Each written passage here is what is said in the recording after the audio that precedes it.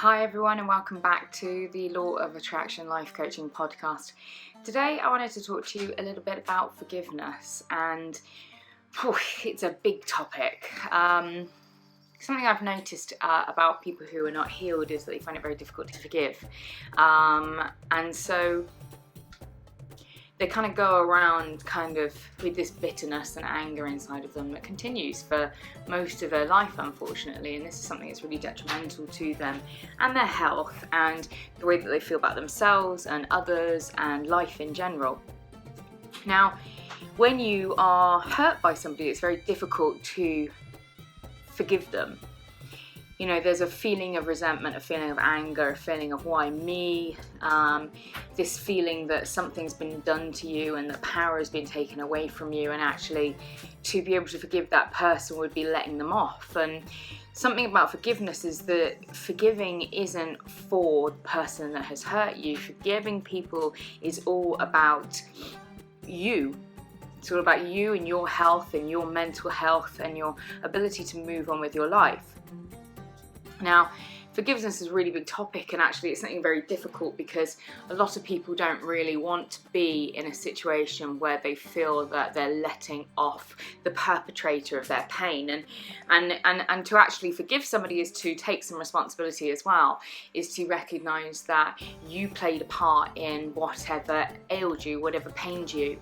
And to forgive people is to recognise that actually maybe you're not really actually the worse off in the situation, which for the ego, which is very much entrenched in what is important for you, and about you being the most important thing, and that you're hurt and the other person's evil and dehumanizing others. You know, forgiveness is a very tough thing to do for the ego. But for the soul, forgiveness is really, really important. Say, for instance, that you have been hurt by somebody, which we all have.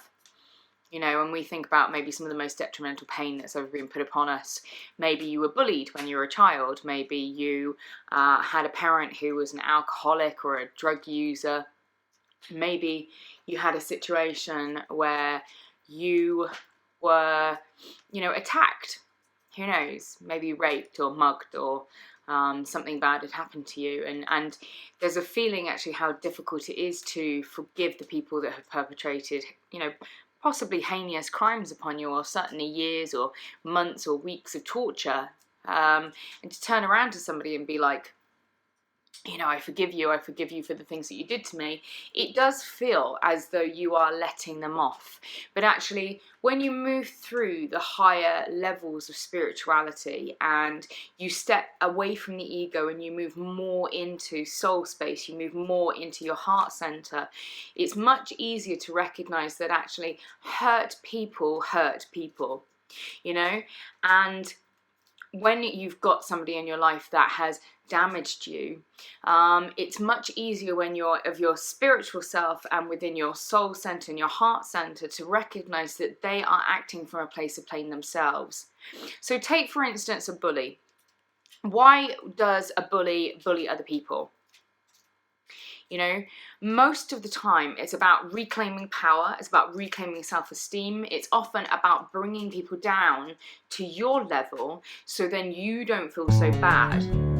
Most bullies bully people because they feel crap about themselves, and so if they make other people feel crap about themselves, then everybody feels crap and they feel better because they haven't got peers around them that are actually very happy and very maybe well sustained, or that are within their kind of conscious self of self-esteem and self-confidence and love. And so it's easy when you turn around to somebody who's feeling good in a moment and you say, you look like the ugliest person I've ever seen, and that person who is feeling good, that's making you feel contracted because it's like, I wish I felt as good as that person, and then you pick on them, so then they go poof, like their sudden kind of sense of self and their joy and their confidence suddenly just collapses in on itself and implodes.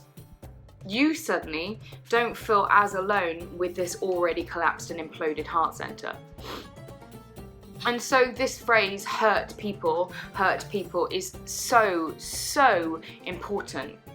And what I want to say is that I have this kind of imagery coming to me when I think about this, and it's like a lot of people stood in a room and they're all blindfolded, you know, and they're desperate to get out, they're desperate to find their way, and so they're doing all this and swinging their arms about and trying to find where the way out is. And as they're doing that, they're hitting each other in the faces, you know, they're hitting each other in the arms and accidentally hitting each other as they're trying to find their way out. And this is like people who have pain inside their souls accidentally hurting other people. You know, we accidentally hurt others more often than we know when we ourselves are actually damaged. You know, we make statements, we make thoughts, we talk about things, that we behave in ways that we don't even recognize that anybody else picks up upon. Because people with low self-esteem, low self-confidence, people who are suffering from mental health issues, don't really kind of take into their sense of self that other people are noticing them, that other people are paying attention. Most people who have such low self-confidence don't even recognize that anybody pays any attention to them. And so they feel that they can do anything and behave any way, not necessarily consciously, but in a way that it doesn't really kind of matter what they do because nobody's paying attention to them. And this becomes, you know, something that ends up being kind of a self-fulfilling prophecy, that, you know, people stop paying attention to them because actually their behavior is hurtful, and it just kind of gets worse and worse from there on in. And as it gets worse, they swing their arms around more blindfolded, hurting more people, trying to find their ways out of the issues that they're within. So, I mean, I have kind of seen this in families. You know, I've had people that I've seen that, you know, their parents are dealing with lots of trauma, and that trauma filters down through the generations. And so actually when you think about this, about how trauma moves down through the generations, that a hurt parent hurts their children, and the hurt children grow up and hurt their children, and it moves through. Actually, it's an act of like revolution and anarchy to forgive. You know, to turn around and say, I'm not going to do that anymore. You know, and with me, the buck stops here. You know, the cycle of trauma stops with me, and I refuse to push that onto any future children that I have or other people that are in my life. And it works through a process of being self-aware and not being frightened to, you know, sit down and reassess yourself. You know, and it's like, how much more pain in a situation do you want to pervade? You know, the people that have hurt you were already hurting, you know? Happy, loving, kind people don't hurt people. And so happy people, because they are happy and they want to pass happiness on to other people, if you've been hurt by somebody, you've been hurt by somebody who is hurting. And so what do you want to do? Do you want to stoop down to their level, and do you want to hurt them back, or do you want to stop the cycle? Now for me, I want to stop the cycle. I don't want to be a reason why other people are hurting. I've spent time in my life being the reason why people are hurting because I was hurt, and I became somebody that hurt people because I was hurt. And so it's this ever-consuming cycle that more people hurt more people, hurt more people, hurt more people. And it continues until somebody has the epiphany and the balls, or the vagina, it's probably stronger than a pair of balls, that might be an outtake, to stand up and say, I don't want to hurt people anymore. I don't want to be hurting anymore. And the most radical act in that moment is to forgive the people that have hurt you. Because at that point, it stops. We say, I forgive you for the behaviour that you did. And it comes through a process of understanding why that person did what they did. And the first beginning understanding that is that the person that hurt you is somebody who was already hurting. And then when you rehumanize the person that's hurt you, it's much easier to forgive them. Because a lot of the time when we think about people who have hurt us, we dehumanize them. We make them out to be a monster. They're this horrible monster. Horrible? They're this horrible monster, mate. They are this horrible monster that has been out to torture you because they are evil, you know? And when you dehumanize somebody and you consider them to be this monster, this evil that they've gone out with intention, actually it's very easy to hate them. It's very easy to look at everything that they've done under a very black and white gaze. And actually there isn't anything that's black and white in life, certainly not with psychology, certainly not with human nature, or conditions, or families, or anything else. And so when you start to kind of think about why this person's hurt you, you're able to rehumanize them, and then it's much easier to analyze their behavior. And actually, when you look at that person that's harmed you, you suddenly realize that they're somebody that's suffering from trauma as well. And then when you realize that somebody's suffering from trauma, you can then identify with them further and become empathic towards them. You know, and empathy is the thing that's missing when we monsterize somebody, when we dehumanize them. We don't have any empathy with them, because how could we empathize with somebody who is so far removed from what we see ourselves as being? But actually, when you recognize that the person that hurt you is the same as you, it's a hurt person that is desperately trying to work through their pain, and you're a hurt person that's trying to work through your pain. And just because this person gave you your pain, it doesn't make you any different, really. Somebody gave them their pain, somebody gave you your pain. Somebody hurt them, somebody hurt you. You're trying to make it work, they're trying to make it work. And so you realize how alike you are. And when you realize how alike you are, it's much easier to be empathic. And when you're empathic, it's much easier to forgive, because you would like to be forgiven for your transgressions. I have done things in my past that I am ashamed of, that I am not happy that I've done, that I wouldn't admit on camera because I'm that ashamed of them, and that I don't like to talk about because I've hurt people, I've damaged people, I've done things that I really wish I wouldn't have done. And the reason why I had done those things was because I was desperately unhappy, and I was desperately broken in the time, and I was trying to find my way out of a cycle of pain and destruction that was in my life. Now, that part of me is no longer a present story, and I've moved on and I've made changes, and I would want people that I have hurt in the past to be able to listen to me and understand that I have changed, and that I've made motions in my life to ensure that I'm not that person anymore, and to make good on the things that I did wrong. Now, I would want people to listen to me, and I would want people to understand what I went through when I was younger, and to be able to forgive me.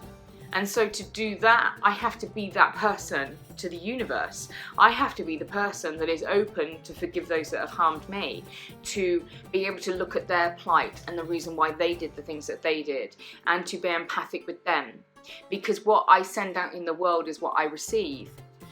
So if you send out hatred and bitterness and perfectionism and expecting people to be superhuman and a black and white scenario and apathy, that is what you're going to get, and that's what you will get, because the universe is a world of attraction. You know, the world works on that what we think of, we get more of. And so for your own sanctity, for your own soul, for your own heart center and spirit, you know, for God's sake, forgive. You know, I think it was Lao Tzu that said, hatred is like drinking a bottle of poison and expecting the other person to die. And by God, is he right? When I was hateful, when I was angry, when I was pained, when I had this festering black ball of tar in the belly of my stomach, you know, sitting there, vitriol, hatred, spewing bitterness like acid at somebody that had hurt me, this hatred for them, it did nothing good for me. It made me a more hateful person. It made me less empathic, made me less kind, made me less loving. Was it helpful for me in that moment? No. Was it an emotion I needed to work through? Yes. Was it normal? Yes. But should you stay in that low level of the cycle of healing? No. And if you're stuck there because of some reason to not want to move on. And a lot of that comes from a desire not to want to grow up, not to want to have to face reality, not wanting to have to become the next part, you know, and this is, you know, the cycles that the soul goes through, where we have awakening and we have stages of bliss, and then we have the dark night of the soul, you know. And I've known people that have stayed in the dark night of the soul because they think that that's where they need to be, and that's the only thing that there is, and you're like, why are you torturing yourself? You know, and some of it comes from a perspective that they recognize the pain that they've done and they don't want to face up to it. I mean, I think I was in the dark night of the soul for 7 years, 8 years. 8 years I tortured myself with this bullshit because I didn't think I deserved any better, you know? And this feeling of running away. You know, it's easier to run, or it felt like it was easier to run. It's much easier to get up and to go through a process of delusion and running and pretending that the problems that you've got don't exist, you know, in a process of instant gratification, of finding your next distraction to distract you from your pain. And then it becomes this cycle where you're running and hiding and running and hiding and running and hiding and running and hiding. It goes on and on and on until before you know it, it's been 8 years, 10 years, and you haven't come back to your heart center for such a long time that you can't even remember who you were or what you were running from in the first place. And it's this concept of pain and suffering and struggling, and you con yourself in that moment to say that you're having a good life, that life is good and I'm enjoying time and this and that and the other. But actually, when you sit down with yourself in the dark moments of night, you realize that you are in the dark night of the soul, and you realize that you're still in pain, you realize you're still suffering, and you realize that your life is a load of bollocks because you have been running and hiding and using instant gratification rather than healing. And we have like things along the way that act like comfort blankets. You know, alcohol, drugs, sex, rock and roll, people, parties, you know, distractions, shiny balls, flashy lights, magic, holidays, new environments. You know, the people that go and move every 6 months. They want a new job, they want a new life. I think I moved jobs every 6 months easily when I was going through this process, you know. And I know people that do this with traveling. You know, they move and then they move and then they move and they move, and as soon as they get roots down, it's too real for them and they have to move again because they're using that movement and traveling as an instant gratification, as a distraction, you know, something new. When you're moving onto a new territory every 6 months, there's so much to be involved with, there's so much to do that you don't pay attention to your actual problems. You know, and as soon as you start to get those roots, as I said, it feels too real, and so you move on. Workaholics do this. You know, the next project, the next thing, when we get there, I've got this, busy. It keeps your mind off things. But the moment you get the lull, you get that Sunday off work, boom, it explodes. You explode. And pain is like shot, like shrapnel all over your world. And anybody who is unfortunately in the nearby vicinity gets caught in the crossfire, because hurt people hurt people. And so the question is do you want to do something as radical as saying that I don't want to be part of this cycle anymore? And to do that, you have to stand and look in the mirror and analyze every single piece of dirt and shit and grub and black tar that's in your body and refuse to carry that with you any further. And doing that is a process of literally almost physically removing these dimensional, like fifth dimensional pains from your body. You know, these stacks of energy in your aura that are like festering blisters on your body, upon your soul. You know, and spiritually speaking, these are things that are real. You know, like, you know, Marley and Son pulling these great chains and baggage behind them in Scrooge. This is the baggage that you carry with yourself every day, and the baggage gets bigger and bigger and bigger until you realize you're 40 years old nearly and you're pulling this crap and you are tired and you are spent and you're exhausted and you have nothing to show for your life but this baggage that has held you down and has ruined your life systematically over and over and over again because of this precious of you wanting to prove to everybody that the reason why you're the way you are is because this pain is mine, this baggage is mine, and it's mine to carry, and I have to keep it. Because if I don't keep it, how can I explain to everybody why I am so hurtful and why I am so pained and why I behave the way I am? But when you want to put that box down, you have to take responsibility.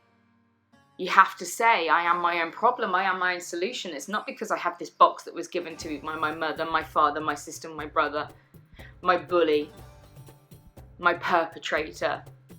I am a victim and they are that. Because you're not a victim. A victim is somebody that has no power over their healing. A victim is somebody that needs someone else to do something so they can have something better. You're not a victim. You're a survivor. Because you wouldn't be watching my videos if you weren't. Because a victim would be triggered right now. Heavily triggered. They would have turned off by now. How dare you say that my problems are my fault? And trust me, I've been there. I'm not mocking. I'm mocking a little bit. But I've been there.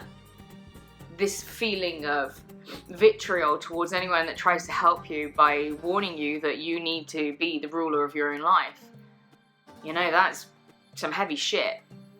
It's like a smack in the face, especially when you're in a victim mentality.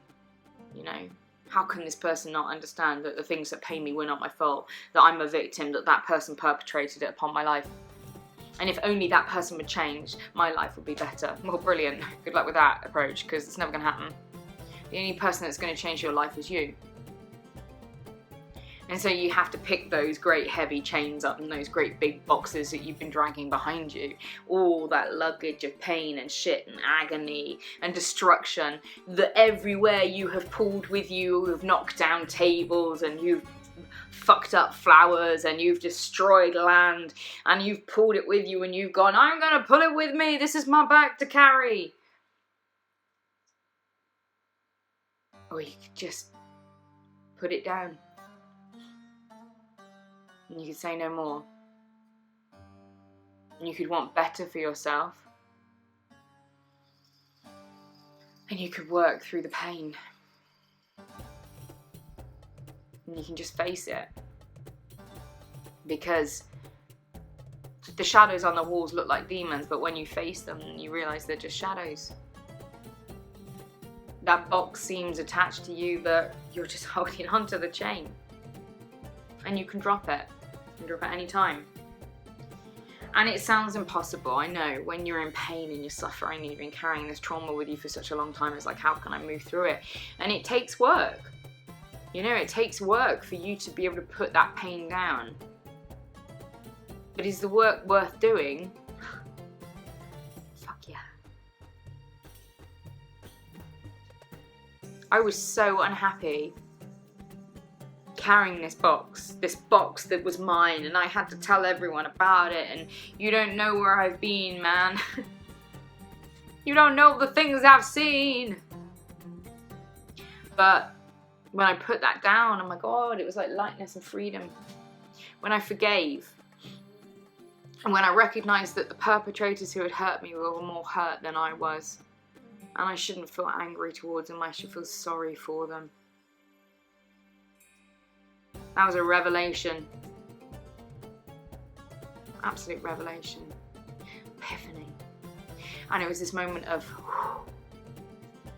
freedom and lightness, that I wasn't the most hurt person on this planet, that I wasn't the victim, that I had power back, and that I could do better, be better, have better.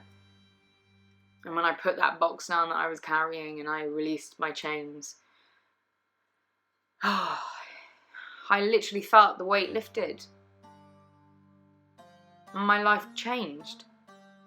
Because when you stop being a victim, when you forgive people for the things that they've done, you take your power back and you can move through life as you want to move through life, you know. And I went to university twice, you know. I graduated twice. I was kicked out when I was 17 from my A-levels because I was so entrenched in my pain and my suffering and being a victim. and that everything was everybody else's fault and I had no responsibility for it because I was a victim. And this was that girl, and that girl healed herself enough to be able to stick to stuff. I couldn't stick to anything. I couldn't keep doing anything when I was in this situation because I didn't have the power. I didn't have the capability. Like I said, I moved from thing by 6 months, 6 months, 6 months, 3 months sometimes. I'd move from thing to thing to thing to thing, and it would be just another thing that would be, another thing to add to my story, another unhappiness, another issue, another reason why I was a victim.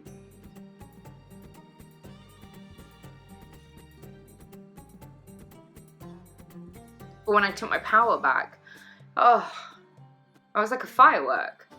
I was unstoppable. It was like success after success after success. Hey, I've just got into university. Hey, I've got this. Hey, I've done that. Hey, I'm back in university. Hey, I've graduated. Hey, I've got this job. Hey, I'm setting my business up. Hey, I'm doing this. Bang, bang, bang, bang, bang. Thing after thing after thing after thing, because it was like I was a phoenix. Rising from the fire at that point. I had come out of the ashes, I'd left all that stuff behind, and boom, I'd just come and I was alive and I was doing this. And I'm not special. I mean, I am really special, but I'm not special. And you can do this.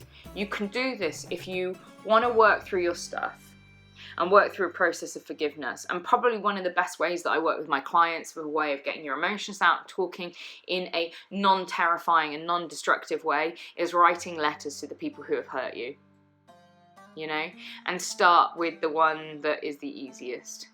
Dear whomever that hurt me a little bit, this is what I feel, this is what I felt, this is what you did. This is what I've done since. And say what you feel like you need to do, and then throw it in the fire. And let the universe take that pain instead of holding it inside yourself.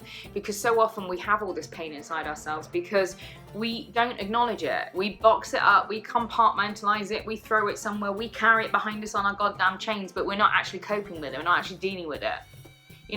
Take that goddamn box, unpack it, and let all the little demons and spirits fly out like fucking Pandora's box. Let it all out and deal with it.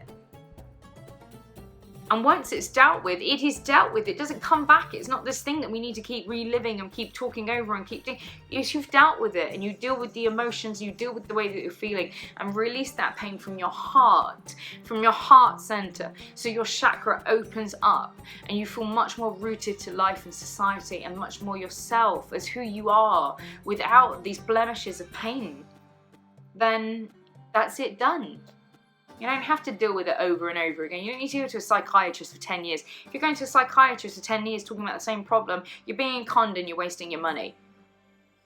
My clients come to me 6 months maybe, and they rarely come back, and it's not because I'm bad at what I do, it's because I'm brilliant at what I do. We unpack their shit and then they leave and have a happy life. This is why I've got excellent testimonies on my website and on my Facebook. Because people genuinely heal, and when you genuinely heal, that thing is done. Imagine if you have cancer and they cut the cancer out. And you heal that wound. You don't keep going back to the doctor every week to cut more out. They've cut it all out. If you had to go back every week, they hadn't done the job the first time properly. And for me, I'm into it. I can see the pain. It's like they are like blemishes. It's like dark pieces of kind of like tar. I mean, the way I describe it to my clients is it's like clouds, and this dark, dense kind of matter. And the more you leave things and deal with them, the denser this cloud gets until it becomes like tar. And it's this sticky stuff that gets on everything. Like everything you touch is tainted because of this tar that you've got inside of you. That is this, energy stocks of like pain and suffering. You don't have to carry these things with you. And you can heal them. And you should heal them. Because if you heal them, life's much better. It's much more enjoyable. My life is significantly better. I can't even imagine now, the thought of me going back to myself when I was like 15, 16 or whatever. And I was so unhappy. So unhappy that literally probably every minute of every day was just like, just go kill yourself, just go kill yourself, this life is terrible, just go kill yourself. You know, just constant looping record that I should go and kill myself in my head. And I can't even imagine that that is who I am now. You know, who I was. You know, in comparison, it's like two different people. It's like I've just gone from like one universe to another universe. Complete parallel. And I can't even kind of really understand that girl anymore. You know, like, what were you so unhappy about? What was so bad? You know, and it just become that my heart center had been so covered in tar because I hadn't done any work. It was just tar, tar, tar. You know, tar all over everything. And, you know, when you're covered in tar, sometimes it's easy to feel like I should just dive in, go and try and clean this mess up. But you should clean the mess up. And it is your responsibility. It might not be your fault you're covered in this tar, but it is your responsibility to clean it up. Because otherwise you're one of these tar beasts that's going around rubbing tar on everything, getting everything else dirty everywhere it walks. The blindfolded people hitting people's faces just trying to find somewhere to go. And I don't want to be one of those people, and I'm sure you don't either. And so it starts with this understanding that yes, I have pain inside of me. And yes, I don't want it inside, and I don't want it to be part of my story. And yes, I'm ready to do the work. I'm ready to release that back to the universe and ask the universe for help. Ask God, ask higher power, ask your higher self, ask a life coach, ask a Laura. And with help and guidance, you can remove these pains from yourself. And it's less painful than it seems. You know, I thought that it would break me to deal with the things, but the thing that was breaking me was not dealing with those things. And life is very ironic. So, write some letters, cast some pain out into the fires. Be strong, be bold. Have faith in yourself, because you can change yourself and you can change the world in the process, and we can start a revolution of love and forgiveness. And forgiveness is so important, and it starts with forgiving yourself for the way that you've behaved, and then it starts with forgiving those that have hurt you, because you would like forgiveness for the people that you've accidentally hurt in your pain state as well. So, big topic. I imagine we will touch on this again at some point. Everyone, it's been an absolute pleasure to talk to you as always. I love you all very much. I really appreciate everybody that watches my videos. Likes, shares, subscribe. Please, if you haven't already, please hit the little red subscribe button down there and click the bell, because then you'll get notifications any time that I post a new video. I'm trying to post weekly at the moment. Most of the time at the moment it's coming out on Sundays, but I'm also doing some kind of little mini casts, I've called them. Kind of like, you know, midweek motivation kind of ideas. So some little short videos. There's a couple of short videos that I released over the last couple of weeks for that. So just to kind of keep you ticking over if you happen to miss me in the middle of the week. And I would just like to, really say thank you. If there's anything that you'd like some advice upon, feel free to leave a comment down below. Feel free to get in touch. There's an email address in the, you know, if you click that little kind of upside down triangle down there, there'll be some links and some other information underneath this video where you can access ways of talking to me one-to-one. And if you'd like some life coaching, I do practice in kind of the Bath, Bristol kind of area. So feel free to give me an email if you would like some one-to-one coaching. But please do get in touch. I love to hear from you. I love to hear all of your ideas and thoughts and comments. And if you think that I missed anything out, or you didn't like something, you liked something, let me know. I like to talk to you guys.